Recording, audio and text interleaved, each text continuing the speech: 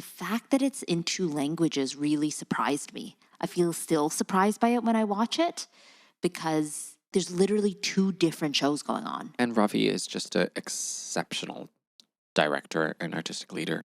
And so it felt radical for all of us within it. So from both audiences, there was skepticism. And I just had to say, come and see it, and then you'll know.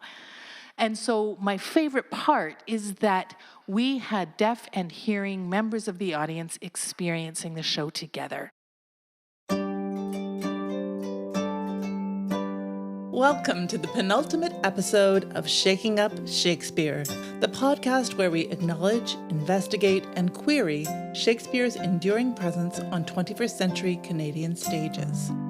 I'm Marlis Schweitzer, one of the hosts of the series, along with Liam Lockhart-Rush and Hope Venter Merver. This podcast was written and recorded in Toronto, the traditional territory of the Anishinaabe Nation, the Haudenosaunee Confederacy, the Wendat, and most recently the Mississaugas of the Credit. We're grateful for the opportunity to live and work on this land.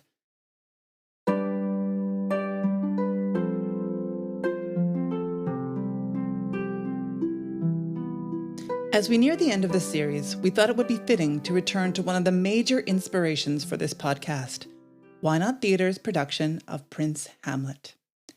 As we noted in our first episode, Prince Hamlet premiered at Toronto's Theatre Centre in 2017 as part of Why Not's 10th anniversary season. Audiences and critics responded with great enthusiasm to director Ravi Jain's dynamic, intersectional approach to the play, which they described as compellingly human, a skillful adaptation with powerful imagery, and with an exceptional cast led by Christine Horn as Hamlet and Dawn Jani Birley as Horatio. The company remounted Prince Hamlet in 2019 at the Banff Centre and then Canadian Stage, as well as a number of other Canadian stops. In fall 2022, the company reassembled for a major North American tour, including stops in Chapel Hill, North Carolina, Salt Lake City, Utah, and Quebec City, among others. Once again, Dawn Jani Birley reprised her role as Horatio. Jeff Ho returned as Ophelia, and Miriam Fernandez resumed multiple roles, including the gravedigger. This time, however, the company also welcomed 5 new cast members, including Eli Polly as Hamlet, Dante Gemmett as Laertes, Sturla Alvzag as Rosencrantz, and Barbara Gordon as Polonius. During the tour and in the immediate aftermath, company member Jeff Ho interviewed his fellow castmates about their experiences. In what follows, you'll hear about the actor's work, the rehearsal process, the importance of ASL to this distinctly bilingual production, and the kinds of reactions the production elicited in audiences. We note that Dawn Jani Birley is voiced throughout by interpreter Kate Lewis. A full video of Jeff Ho's interview with Dawn Jani Birley is available on the Casting Canadian Theatre website. Please see our show notes for more. We begin with the question, what made Prince Hamlet so important in its time? Here's Dante Gemmett. Yeah, when I saw Prince Hamlet in 2019, it was my first time experiencing Hamlet. I'd never seen any adaptations. I'd never seen any plays. I never read it. I had no idea what I was what I was getting myself in for. And I did not understand what was going on because I never read the play. I'd never read Hamlet in school. So I wasn't following easily. But I was definitely blown away by everything else that was going on. I had experience with sign language in high school. I was never fluent, so I didn't necessarily pick up on everything, but I knew enough to understand what was going on when some scenes or some parts of the play were only signed, and I understood what was going on in that sense. But I was just really blown away at the fact that that was happening. I just thought it was really cool. I did not follow this story. None of it. Yeah, full transparency. I didn't get it. But I was really blown away at the possibility of this world, right? That these two languages existed in a way in which I hadn't necessarily seen happen before on stage. And so that was really cool. And here's Dawn Jani Birley, voiced by Kate Lewis, speaking about what makes Hamlet so unique to her. Well, what my favorite part of this show is that it is for both worlds. So many times productions are made by hearing people, and you may throw an interpreter on the stage, but deaf audiences don't get the same experience that hearing people might think that that's accessible, but it really isn't. It's just a different experience that deaf audiences are having. So in Hamlet, what's funny is that deaf people would say, well, what about the interpreter? And I said, no, you don't need an interpreter for this show. And hearing audiences would say, a deaf Horatio? How is that going to happen? So from both audiences, there was skepticism. And I just had to say, come and see it, and then you'll know. And so my favorite part is that we had deaf and hearing members of the audience experiencing the show together. Here are some thoughts from Miriam Fernandez, co-artistic director of Why Not Theatre, and a member of the Prince Hamlet company for all 3 mountings of the production. The mashup of Shakespeare's text is something that I haven't seen before, and I don't think I've experienced like a Shakespeare like that before. I've seen a lot of abridged Shakespeares, but never ones that really play with time and space in this way. The fact that it's in 2 languages really surprised me. I feel still surprised by it when I watch it because there's literally 2 different shows going on. They're parallel for a lot of the time. They intersect. Sometimes they kind of pull apart from each other. Sometimes one is in front of the other. But I feel like I'm still wrapping my head around like, whoa, we did 2 shows at the same time in 2 different languages. And that, I think that's, to me, that's like the really surprising and unique thing about this production and how the ASL reveals the poetry in a way that I had never experienced Shakespeare so viscerally. I feel like I've never seen a production of Hamlet where I really thought about Horatio ever until like that end monologue, because in this version Hamlet signs because Horatio's deaf and Hamlet and Horatio are best friends, and Hamlet has learned sign language in this world. I think that relationship is so strong, and so I think that in this version I care. I was like, oh, I really care a lot more about Hamlet because you see Hamlet connected to somebody else. I think in other productions, he's kind of alone all the time. And he's just rejecting everybody like Ophelia and his mom. And you just see Hamlet in relationship to somebody in a really vulnerable way. And then the other thing that surprised me was the sense of humor that came out of it. The many laughs that are in the show. Like when Hamlet and Horatio are messing with Rosencrantz and Guildenstern and we play all the game, like the sign language games and the interpreting games. Like there's a kind of humor there. Even Ophelia and Laertes and Ophelia and Polonius, like it's not like ha-ha funny, but you see a real father-son relationship, father-daughter relationship with a female Polonius and a male Ophelia. The humanity of that situation is so true, and we laugh at that because we recognize it. So I feel like all sorts of like bits of humor that I don't associate with Hamlet was surprising to me. I think the rhythm of the cuts too helps with the humor. Yeah, because it's just a bit faster, and so it lends itself more to the absurdity of the situation of everybody spying on Hamlet. Yeah. Jeff Ho identified another factor in the production's success, namely the cast that Ravi Jain assembled. I think by virtue, again, of who's in the room, who's telling the story, the investigation of who's telling the story rather than trying to tell this story better than the last time it's been told, the focus around ability and the reframing of the narrative coming from Dawn/Horatio's perspective rather than it being so centered on Hamlet. It's called Hamlet. So, yeah, that I feel is different. Eli Pauly, coming in to play Hamlet for the 2022 tour, spoke about the difference she noted in Ravi Jain's directorial approach to Prince Hamlet. I guess stylistically, Ravi is interested in it feels to me like he's interested in a more sort of cinematic sort of realism style, whereas most of the training I've come from has trafficked very much in like playing with the audience and speaking directly to the audience. These monologues are me alone in a room, in a different way. So that was an adjustment. And as a result, there was less focus on like technically like, are we honoring all the line endings, things like that. That wasn't really a focus here.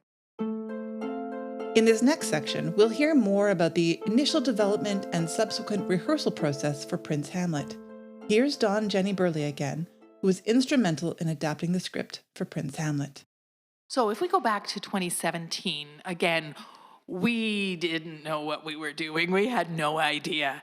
We had a 6-week rehearsal period, And the idea at the beginning was that we need to figure out how we were going to do this. Ravi's original idea of having a Deaf Horatio just wasn't going to work because it wasn't integrated enough. So we had to think, how are we going to focus on how do we do this? At the same time, I had to do a lot of translation. So it wasn't until the fifth week, I think, that we discovered, everything clicked. This was how we were going to do it. And that was when I had to suddenly go about doing a lot of translation to get ready for this way that we were going to enter this. And so the translation, at the same time, all of the other actors were doing their lines, learning the signs. And I think what we came up with was good. I think it was good, Jeff. And then in 2019, we're like, let's do this again. And I knew that the translation needed more work. It needed more depth. It needed to be more rich. So the 2019 translation, I had more time to focus on the translation. So that was a lot of my work. And I asked the interpreters who were working with us to monitor what I was doing, my translation in ASL, and the hearing actors' lines and their delivery, because the interpreters had access to both languages. And so I wanted to make sure that what I was doing was accurately reflecting the English that was on the stage. And then once we had that, absolutely, we can play. I wanted to challenge myself to enhance the richness of the translation. Here's Jeff Ho, Ophelia in all three productions. With Prince Hamlet, Ravi really opened up a cast of folks that he just wanted to see cast in it. And the exploration around gender, race, ability was discovered in the room. Our first process was a 6-week rehearsal.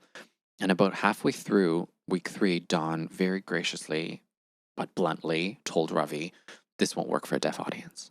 And we started from scratch in week 3. We created something entirely new. And the intention was to really explode all those preconceptions about Shakespeare. In other processes I've done, it really is just much more like, how beautifully can the language be spoken? Or what's the modern concept? I want to set this in the 1920s or something like that. And this felt like it was both more timeless because it wasn't specific to that. The exploration was around something else. Yeah, it felt like the intention was completely different. So we explored the play with that different framework. And Ravi is just an exceptional director and artistic leader. And so it felt radical for all of us within it. We could not have anticipated how we would react to or be in conversation with the community. Now we'll hear from Dante Gemmett again, one of the new actors joining the 2022 tour. It's been really exciting to be a part of this because the process has already happened twice. And so there's a lot that's already been learned about how the show comes to fruition. There's been a lot of discoveries already about the language and how the audience receives it, about character development, relationships, all of these things have already been discovered. And it's been really interesting to be a part of the process in the sense that we're rediscovering certain things or that we're making new discoveries on top of all of these already exciting discoveries.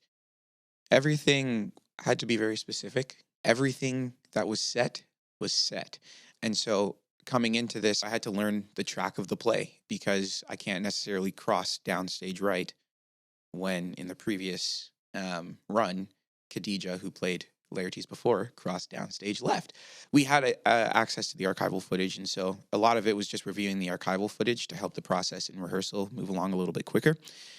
Yeah, it's really just about me having done my own actor work, my prep work of, going through the lines and understanding what I'm saying, understanding intention, all that type of stuff. It was really about figuring out how to match certain intentions to what has already been done so that it fits the structure, and then also add a little bit of what Dante can bring to the table in a way that doesn't interrupt what already makes sense, especially to Dawn, who needs that consistency with blocking and cues and stuff like that. And again, here's Eli Polly. With Hamlet, I was like, I have to start defining every word. And so I just made myself say I'll do a minimum of an hour a day on the script. And, most of that time, that hour would turn into 2 or 3 or 4. But I would do, I spent the first week probably just trying to understand every word, looking up every word, paraphrasing every line, understanding a sense of the line. And then I just started trying to memorize. And so I came in with the first, probably fourth quarter of the play memorized, which is everything from the beginning to after the ghost. So when the antic disposition begins with the scene with Polonius, I had that all pretty much memorized. I was like, I just have to start clawing through this forest and kind of start climbing, because I don't think I have the luxury of time to. And I have different thoughts about that now. I might do it differently now, but that was my prep. Actor Sturla Alzag assumed multiple roles for the 2022 tour. I was just it was already made, the play, so I got just got the lay of the land, watching the videos. I'd seen the play, so I kind of knew what I was expecting going into it. I knew what kind of show it was. So I watched the video and all, and I kind of learned my track, basically. What did Hannah do, and what shoes do I fill? And from there, just read the script as many times as I had the courage to, or energy to. Yeah. In this next section, you'll hear more about how ASL was interwoven into the production and changed over the years. 2017, it was quite simple. 2019, we were able to go more deep, more complex in the way that ASL was being produced by everybody on the stage. So it was a huge improvement. And then 2022, here we are, we're going to do it again. And it was very interesting to see how different it was. There were some things that were same and some things that were significantly different. So the new cast members didn't have the foundation, the background information, didn't really, I think, understand the role of signing in the play. They didn't understand deaf culture, and it takes time. It always takes time. For hearing people, when it's their first time to work with somebody deaf, it always is challenging, and it always takes time. It's not challenging for us. We've been through this a long time. But for hearing people, this is a new world, a new language, a new culture, and I commend people for their courage in diving into it, but I know it takes time. So I couldn't just use the same translation. For some people I could, for some lines I could, but I couldn't just use the old translation. I had to adapt it for the new delivery of the new cast members, because we were building something new and creating new relationships. And at the same time, these are their lines that I'm delivering. Often in the play, I'm delivering their lines. Horatio is telling the story, but in that storytelling, this is their scene. It's their understanding, it's their delivery of the text that I'm aiming to replicate. So that required some, adjustments. I have a metaphor of soup. 2017, we had a very thin, watery soup. 2019, we had a little more thick kind of stew. And 2022 was a creamy, delicious soup. So for me, it has to do with how the translation, the way that ASL is there, the whole thing has developed. And the more time that we look at that Shakespearean text, the more I realize what is there, the more I understand, multiple meanings of lines, not at face value, but and how those lines and those possible meanings are expressed depend on who's saying them, how they're saying them, the relationships that have been forged within this group. So it was fascinating to discover that, to develop over the times that we mounted this. Next, Miriam Fernandez speaks about her journey with ASL and her growing appreciation for the complexity of deaf culture. For me, I think learning ASL has been like a big part of that prep. That's been kind of 5 years in the making. Because when we first did Hamlet, I didn't sign at all. I don't think any of us here in cast signed. All of our first time working with a deaf actor. So I started kind of to dabble then. And then after that process, I took an ASL class. And then after that next tour, Canadian tour, I picked up a ton just from hanging out with Dawn and being on tour. And then the whole Why Not team took a course during the pandemic, an ASL class.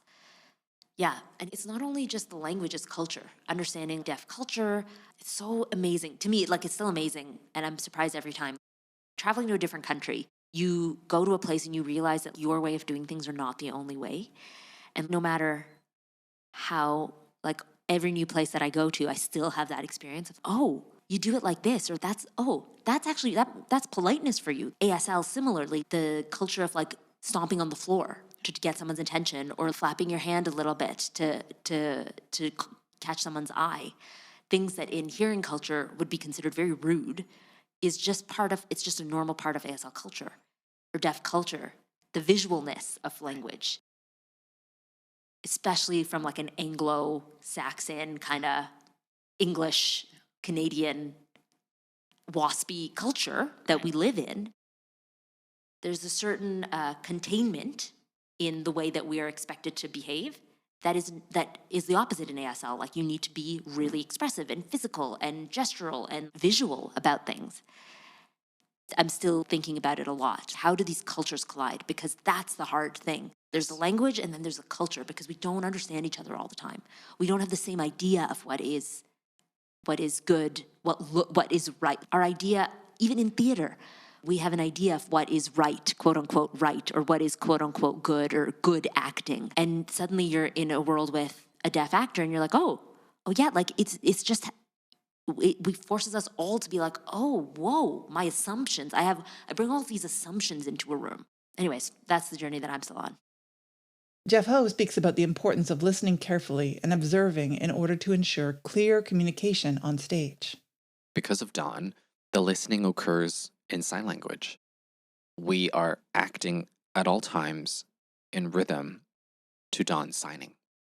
And so, yes, we're doing our scenes, but we always have to have like a percentage of our mind seeing Dawn in the periphery to know where she's at. If we speed up a little bit, completely screws her up, and vice versa. And so we're in a rhythm. It's almost like two tracks happening at once. The play, that's the speaking side of it, and then Dawn's entire virtuosic solo interpreted version of it, translation of it. And we have to be listening to both sides at all times, or it completely goes off the rails. And it has gone off the rails. It's very interesting. The first time we did it, we were discovering it, so we all listened in a way that's like new. And in the first remount, the Canadian tour, it was a lot of the same returning cast. So the listening just got deeper and it got more comfortable. And it was very fascinating with this most recent tour, having new collaborators in, realizing what we've taken for granted in the last two productions, and then how do we share that knowledge? How do we bring that into a rehearsal process for new actors who haven't had the same history with it? And we all got there eventually, but navigating how to fine-tune that hearing again and listening again and sort of spatial awareness took time, and that was very fascinating to track, having been in all three of them. Yeah. It's hard work, but necessary, and when it flies, it really is like, in tandem. Like, yeah. Ravi surprised me because he would ask, he would say, okay, he'd say, make something. Remember, Ophelia's drowning. Okay. So when he challenged me to do something with that scene, I thought, he asked me to do something that wasn't in sign. And I'm like, why would I not sign it? But I thought, okay, take the challenge. This scene is going to be poetic and visual, not represented linguistically. And it happens that is one of the most impactful scenes for both deaf and hearing audiences. And to me, it makes me think sometimes the less talking, the better, right? The less language, maybe the more power is in something. It gives us a different kind of access to emotion, a different kind of access to feeling. Whatever language you speak and your identity in the world, we have that emotion and it can be embodied, right? We have our hearts beat the same way. And so I feel that is a really powerful scene. And when Ravi challenged me to also create the sword fight scene at the end. He said, can you do something? Do something with your hands, Dawn. Make it look like a sword fight. Do something with your hands. I'm like, I have no idea what you want, Ravi. And then I thought, okay, how do I do this? How can I do something with my hands? How can I create? I mean, a sword fight, we're enacting this, and so my hands became the swords, and then I played with it and, expanded it. But I thought it is something visual. In accepting the challenge to create something creates those really powerful scenes in the play. I'm sort of this anchor for Dawn a little bit. We anchor each other, but I'm sort of the middle of the spokes of the wheel to keep it all turning and make sure that, just by virtue of the fact that I'm always talking, and so I'm often the one that is cueing Dawn and keeping her with that we're put together, and so it's become so ingrained in me to always have her in my periphery and always know, if I've spoken, oh, I went a little too fast for her. They're speaking. Okay, they're speaking. She's not quite there. Huh. Oh, and making something of that moment, of that silence, using it to find a reason that I haven't spoken yet. And so it's funny, sometimes I'll get off stage and be like, I feel like I lost Dawn that whole time. And then I'll realize it's so a part of my psyche now that I am doing it. I don't even think about it. Because I'll be like, oh, I lost her in that scene. And then I'll put myself back in the moments of the scene, like in our nunnery scene. And I'll remember, oh no, I remember seeing her out of the corner of my eye and knowing and feeling that. It's become so instinctual. Not being precious about the acting, not being precious about the language, and really having to share my process with someone else and not feeling in control of it, which was a great challenge, and then ultimately it felt like a great gift. It was something that was able to enrich and help me so much. I've worked with Canadian actors before, obviously, on and off, but I've never worked with a fully Canadian company. As a result of the production being bilingual, that was also sort of a requirement, because you can't honor the line endings or the pace of thought that you would traditionally when there's two languages being spoken on stage, and you have to keep them together. And, Dawn is bodying every character on stage and signing every single line. For new company members like Sturla Avzag, learning ASL in a limited time frame was especially complicated. The challenge there was it wasn't signs to me unnecessarily. They were just movement. Because I sort of knew what they meant, but I didn't have a real understanding like I do with words. It's like a new language. You say this in Norwegian, you can repeat it and repeat it and repeat it, but what it means to me as a person and a performer, that takes time to kind of to put some meaning behind the signs. That took time. So yeah, I tried to best of my ability to learn the signs just by watching videos that Hannah had made in past of what she did. So I learned basically movement sequences. I got help from Miriam, who did basically my opposite in the whole show, with Play Queen and Rosencrantz and Guildenstern and the guards. She helped me kind of just, this is basically what it means. So I tried to attach meaning to it, but then we had a little bit of time to work with it in rehearsal with Dawn, and just to kind of ground the intention and the meaning much more. And then we did some changes, so in which she helped us. When me and Dawn together, we found something that was more suited for me, really. Yeah. The language shifted. Yeah. The sign language shifted with some of your player queen, or in other parts of the show too. It was so great to watch that evolve, especially the kiss routine. That took a while to figure out, but it was so collaborative. It was amazing to watch. So with Dawn, we were able to grasp the linguistic meaning and intention and emotion as well. When the company performed in Quebec City in fall 2022, the production became not just bilingual, but quadrilingual, with 4 languages occurring on stage simultaneously during a talkback. Coming off of Quebec just last week, there was one moment where I witnessed you grappling with 4 languages at once on the panel. Yeah. And also, through those shows in Quebec, there was also French subtitles. Yeah. So what you're introducing around the language and how everything is being told in the storytelling, and that the story can still be told in multiple ways simultaneously or all at the same time or in different anyway, it's just super cool. Yeah. And see. it's funny you bring that up because it really struck me during that conversation in Quebec during the talkback when we were communicating in English, French, American Sign Language, and LSQ, Langage des Signes Québécois. Really struck me that you can't speak English and French at the same time. You can't speak 2 languages at the same time. And so the fact that you can do that with a sign language and a spoken language is pretty phenomenal and really hard. It just revealed to me the uniqueness and the unique theatricality of what we were able to pull off. Because there's no way we could do Prince Hamlet in both Spanish and English at the same time. But because of the nature of sign language and spoken language, they fit in a different way that I was like, oh, wow. Totally. Prince Hamlet is more than a bilingual or multilingual production.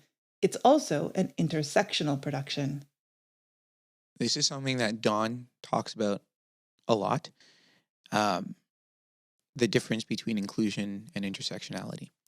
And I think that if I'm to pick one,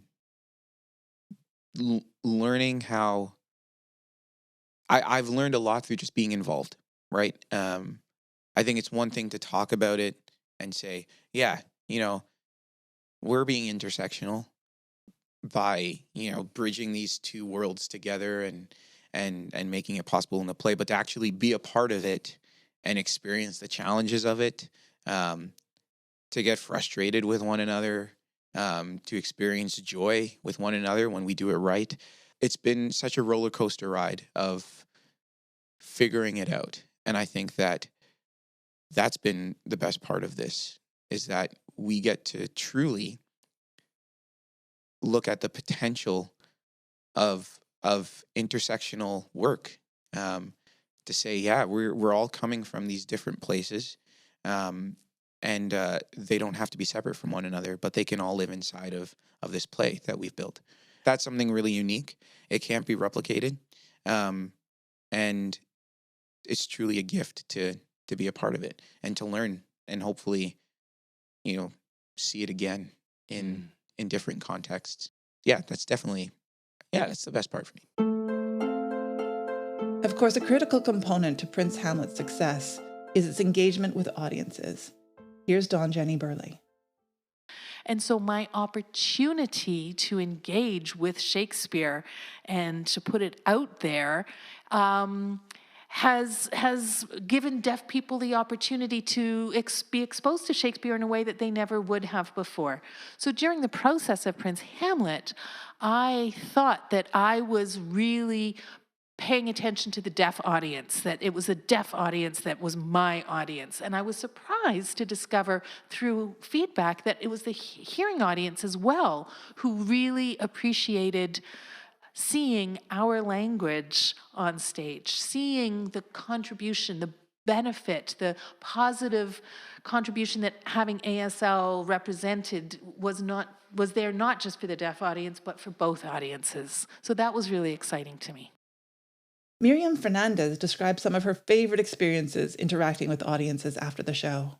Audience responses were pretty awesome. Oh my gosh, one of my favorite responses was after the show in Stanford, so Dawn and I went out, there was like a gaggle of high school girls, like 20 of them, high school girls, all South Asian. I don't know what school they were from.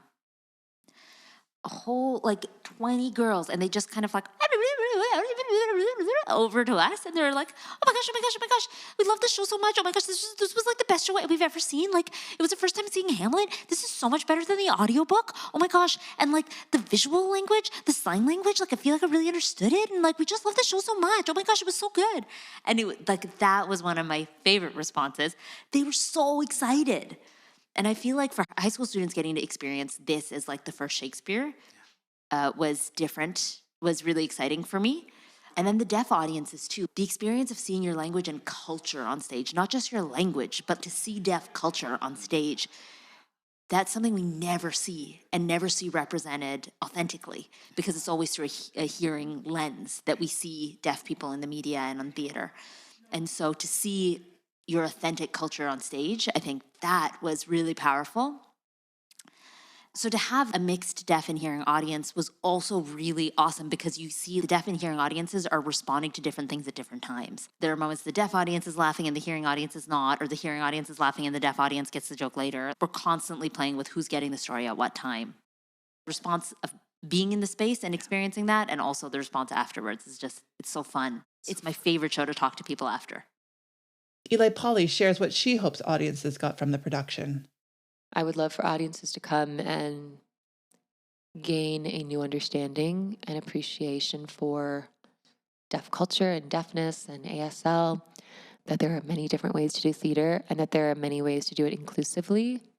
I think the experience of not feeling centered in the story is a valuable one. It's like everyone wants to put ASL on stage because it's beautiful. And so I think it's really wonderful in this production that it's really technical and integral to the production. It's not aesthetic, it's the whole production hinges on that language. It's not just, Dawn, come on stage and do Ophelia's death because that's gorgeous and then go off. No, it is the core of the piece and it's threaded throughout it.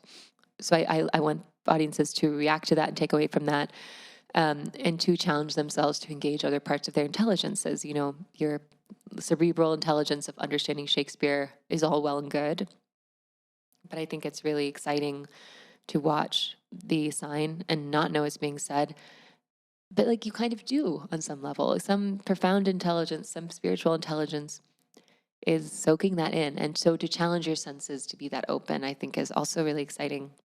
So this time, people who had seen the show in each iteration responded with so much enthusiasm about how rich and fulsome it was in the interpretation. So sometimes it made me wonder, what was the role of those summaries? For me, I thought also it makes sense, because when you're reading, say you're reading a fairy tale, there are little moments that kind of are summing up where we are in the story, right? There may be, some little moments that are entering into third person or, describe what's been happening in the action. And so it feels appropriate to me that those sometimes exist. And I think that those are also moments where the hearing audience is left out. The hearing audience doesn't get the information. And I feel like that provides an ironic twist sometimes to the experience to make hearing people feel a little uncomfortable. And I think that even just that experience has a profound impact on audiences. Sometimes, though, audiences express surprise or confusion at some of the casting decisions. For the 5 years that we've been doing it, audiences are always a little shook when it's like a female Hamlet and a male Ophelia. It's always like there's a giggle. I've heard a few responses since. It's always a little bit, sometimes it's like shock, sometimes it's amusement. Some folks are very open to it and they're just amused to finally see it, or and sometimes it's a bit of a how dare you. There's a reverence for the play and Shakespeare, and purists hated it. So there's just reactions to it. It's against the status quo. So like so many things, it just provokes that reaction of, oh, this is different, or what are they doing? So yeah.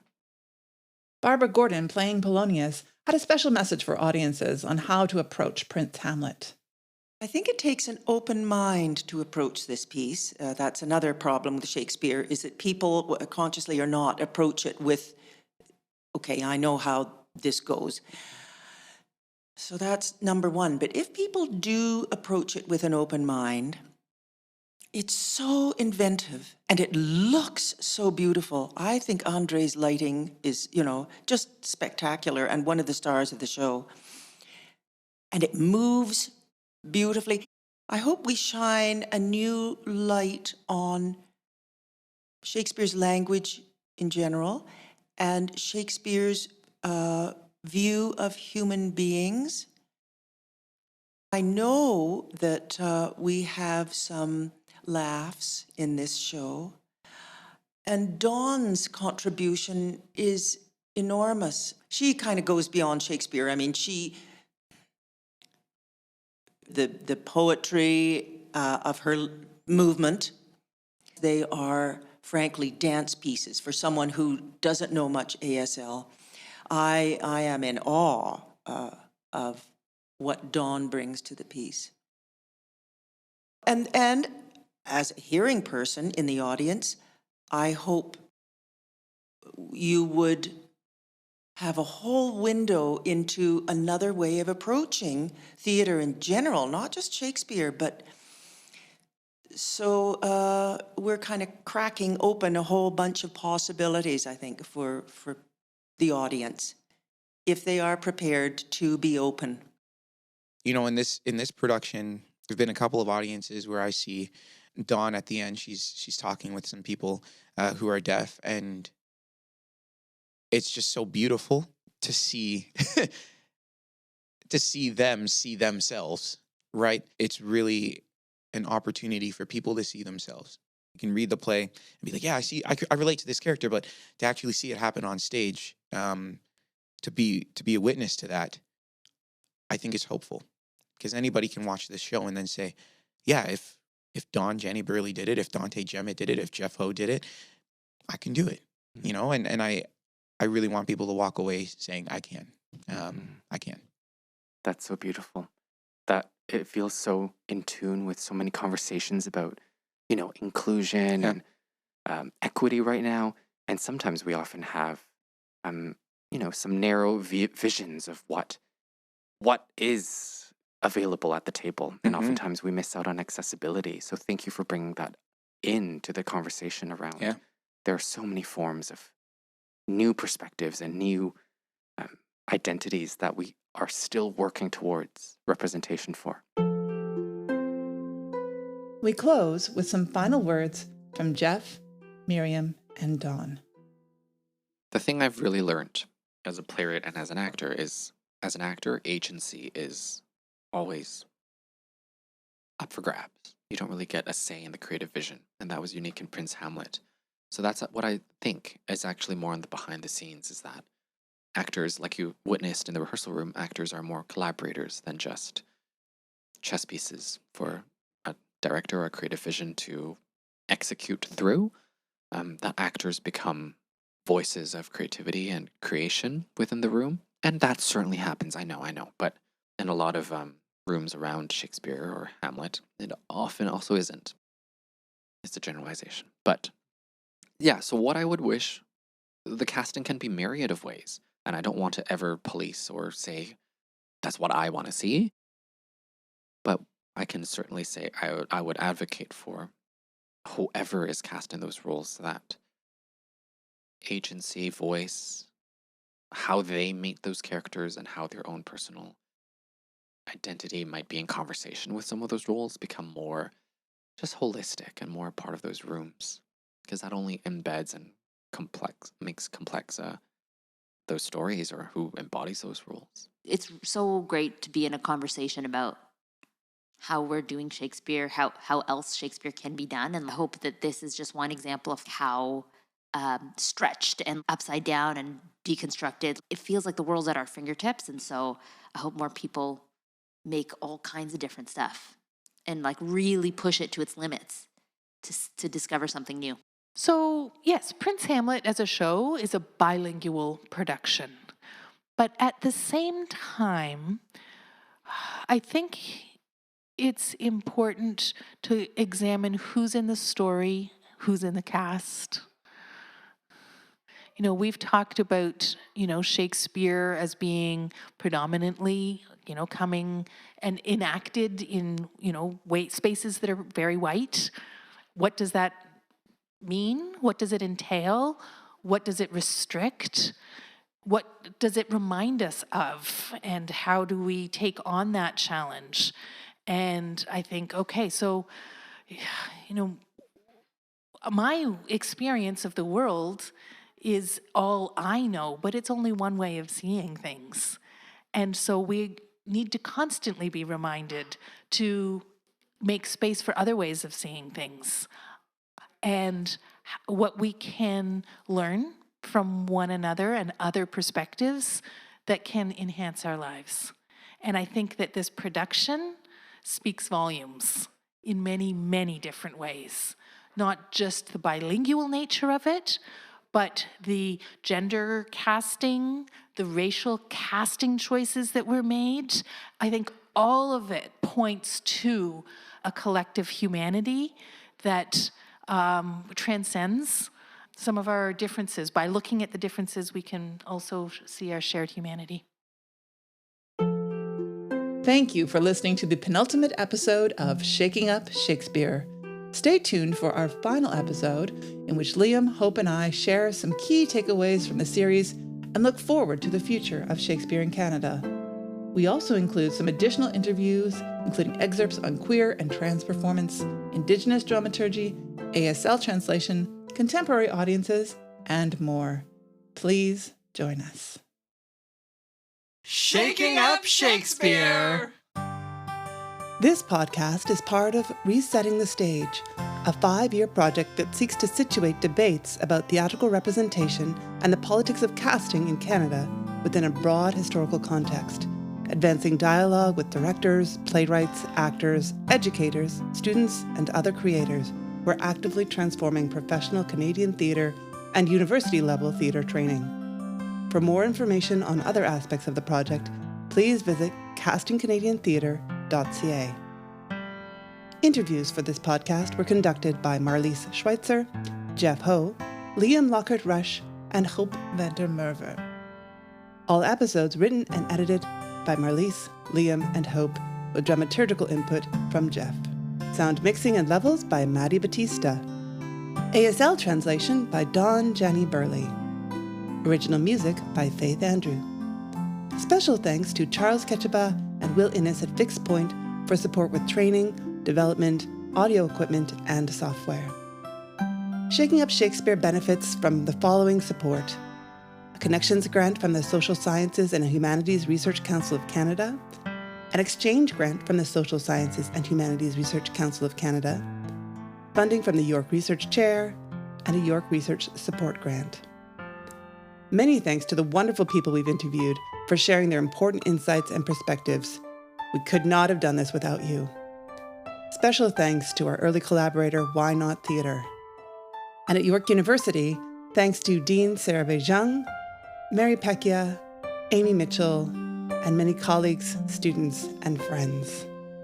Thanks for listening to Shaking Up Shakespeare.